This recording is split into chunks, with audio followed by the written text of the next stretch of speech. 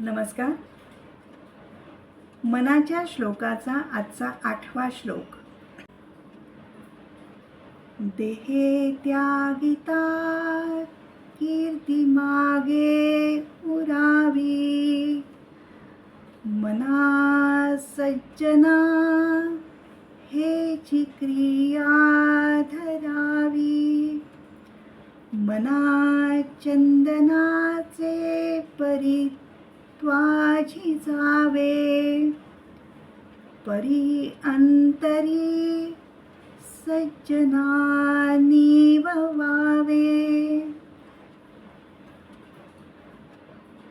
मागील 7व्या श्लोकामध्ये समर्थ रामदास स्वामींनी आपल्याला संयम बाळगावा, नम्र बोलावे याबाबत सांगितले.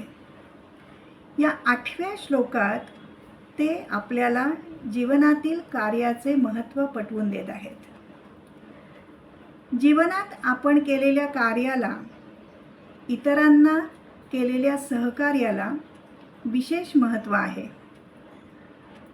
आपल्या कार्यामुळेच जीवनाला अर्थपूर्णता येते.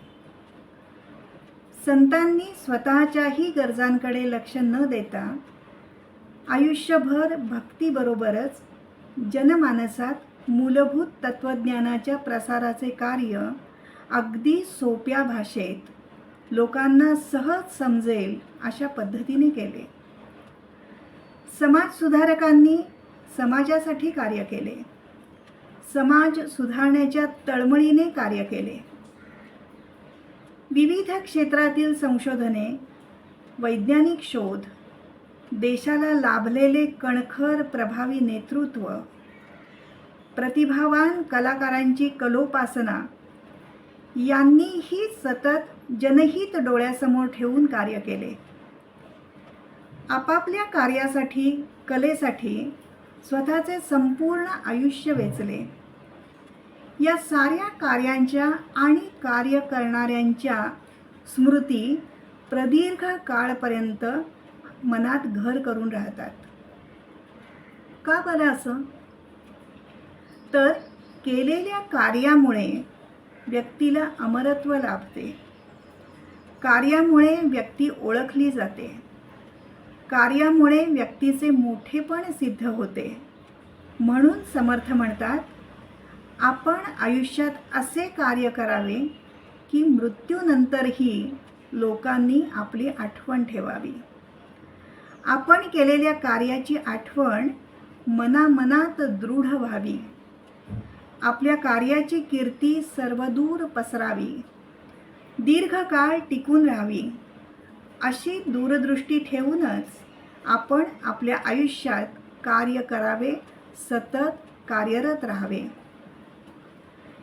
येथे समर्थ आपल्याला सेवा कार्य कसे करावे हेही स्पष्ट करून सांगतात.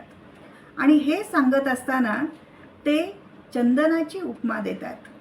ते म्हणतात, आपण स्वतःची तमा न बाळगता शेवटपर्यंत लोकांसाठी कार्यरत असावे.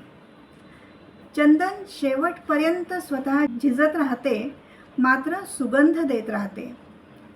शेवटच्या कणापर्यंत चंदनाचा सुगंध तसूभरही कमी होत नाही.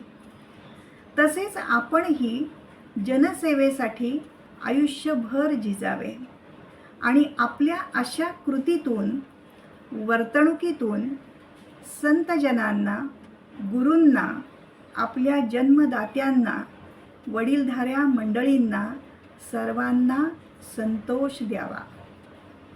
धन्यवाद.